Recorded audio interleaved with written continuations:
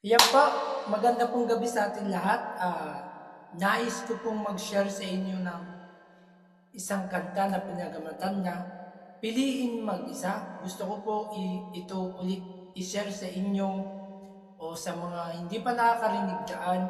Ito po ay para sa inyo at para po sa ex-girlfriend ko. Nagpapasalamat po ako sa kanya kahit na wala na po kami. Sana po mag-ingat siya at alagaan niya ang sarili niya. At natutunan ko sa kanya kung paano magmahal ng isang katulad niya at maging kontento at alagaan yung sarili. At natutunan ko rin kung paano magtira sa sarili. Kaya mga kaibigan, kung kayo ay nagmamahal ng tapat, ibigay niyo yung the best para balang araw kapag iiwan kayo at naganap siya ng iba, at doon niya may isip ang mga bagay na mga inyong pagmamahal, pag-aalaga, pag-iingat sa kanila. At balang araw kapag sila ay nasaktan, ay may isip nila na merong nagmahal sa kanila. Kaya hindi ko na po ito patatagalin mga kaibigan. Ang title po nito ay Piliin Mag-isa. Salamat po sa may nag-compose na to. Shoutout po sa kanya.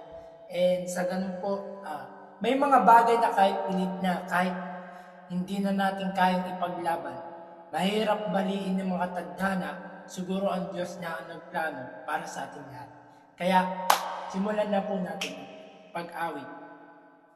Sana magustuhan niyo po.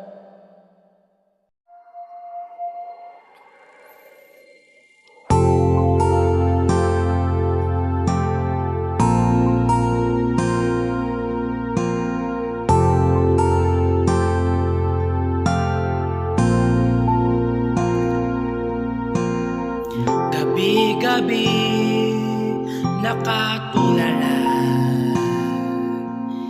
iniisip kung meron pa.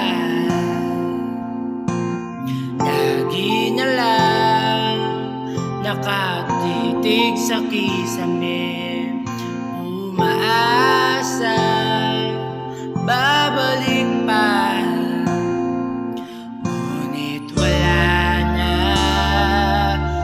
Ng pag-asa